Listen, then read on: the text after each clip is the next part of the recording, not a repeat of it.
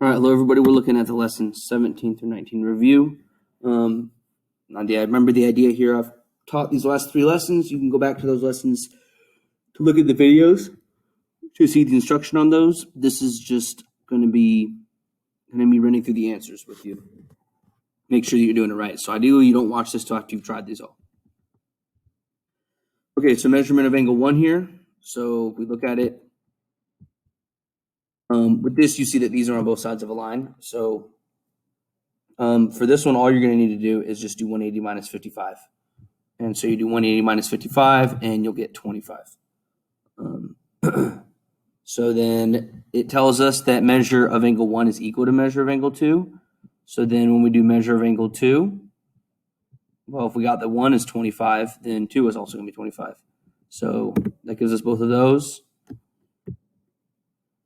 And then measure of angle 3, remember that these two angles have to equal this angle right here. Remember that? Both of your remote interior angles have to add up to equal your exterior angle. So that really allows you to just do, if you know that angle 2 is 25, then do 155 minus 25, and you'd get 130. That way these two would add up to make this right here. So angle 3 has to be 130. Measure of angle BCD. This is actually a very difficult problem. First off, I want you to look at the whole triangle. This angle A is 71, angle C is 90, because that's what that little corner means. So what does angle D have to be? So if we do 90 plus 71, we'll be at 161. And then how much more does this need to be in order to get us to 180? Because the whole thing has to be 180. So if you do 180 minus 161, we get 19. So you know that this angle right here is 19. Now we need to find angle BCD. So this is 19, this is 127, let's find BCD. So 19 plus 127 gives us 146. So what's missing here? So if we do 180 minus 146, we get 34. So that's what we get for 4. All right, so now let's find angle X in this case. So we know that this exterior angle has to equal both of these added together. So if you set up an equation, 58x equals 2x. 58 plus x equals 2x. When you solve that, you subtract an x from both sides, you end up with just x equals 58. So x equals 58 right here. Measurement of angle P, if x is 58, then P is just x, so P would be 58 degrees. So we have 58 again.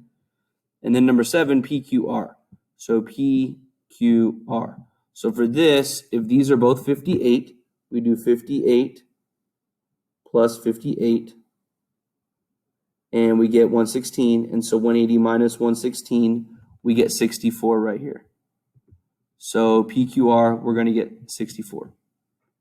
Number 8, EDG. And we know that sides ED and EF are congruent. So both of these sides are congruent. And then we need to find this angle right here. So this is isosceles, which tells us these two base angles have to be congruent. And if this is 35 and 35, just add that together, you get 70. So this is 70 right here. And then both of these angles have to be congruent, and all 3 have to add up to 180. So if all 3 are going to make 180, so actually ignore the line in the middle now. So if all 3 of these are going to make 180, we know that 35 and 35 make 70. So let's do 180 minus 70, and we get 110. So angle EDG plus angle EFG together, so I could just say angle D and angle F, together they have to add up to 110, and they both have to be the same thing. So you can get 55, right? Because 55 plus 55 makes the 110. Number 9, measurement of angle A. And we tell us that the two sides are congruent. So that means that these two angles have to be congruent. So together, A plus C plus B have to add up to 180, and A and C have to be the same. So let's do 180 minus 48, and we get 132. So A and C combined have to make 132. So what's the number that if you have it twice, you'll get 132? That'd be 66. Okay, right here, let's find the measure of angle Z. They tell us that side ZX and side YX are congruent. So let's figure out what's missing right here. So the first thing you need to do is you need to look at the fact that we have a straight line right here. And so if this is 68, to get this angle right here plus the angle right here, I have to add up to 180. So let's do 180 minus 68, and we get 112. So this angle right here is 112. So if this angle right here is 112, then we have to have these two have to add together with 112 to make 180. So let's do 180 minus 112, and we get 68. And so what are these two angles? So together they have to add up to 68, and they both have to be identical. So if we have 68 divided by 2, I'm sorry, I messed that up. We have, okay, wait, hold on. 180 minus, I'm sorry, I misspoke. When you do 180 minus 68, you get 112. So this right here has to be 112. So then these two together have to add up. So yeah, I'm sorry if I'm confusing things. If this is 112, then together these have to be 68 in order to make the whole thing 180. So what's the number that if we have two of them, they'll make 68? So you just could do 68 divided by 2, and you'll get 34, which actually is not even a selection here. Angle Z. All right, I think we have a typo on this. Yeah, that's why I'm messing up here. This is a typo. 34 should be an answer here. So I'll make sure to fix that by the time you're taking this. Right now, you see this answer set of answers right here. That's off. So I'll fix that by the time you take this. So when you do take this, one of these selections will be 34. Make sure you select that. All right, number 11. If EU is 8, what is UY?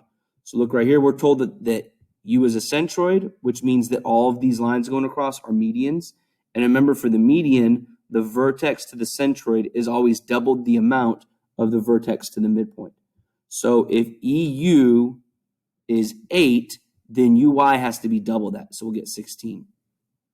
If BS is 12, so if BS is 12, then what is US? So look, from B all the way to S is 12. So BU has to be double the amount of US. So that must mean US is 4 and BU is 8. So US has to be 4. If AU is 4, what is AT?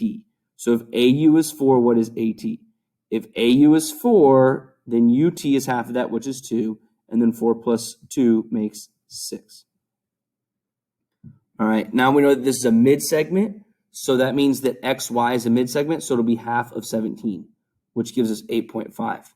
And then right here, DX, don't bother how it looks. Go with what we know. If this is a mid-segment, it means it's in the middle of this side. So if this half of the side is 6, the other half has to be 6. So DX has to be 6.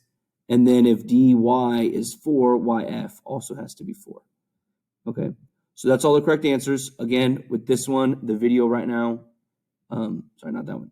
The question right here, number 10. The video is showing it. It looks wrong on the video. By the time you take it, this will be fixed. The correct answer will be there.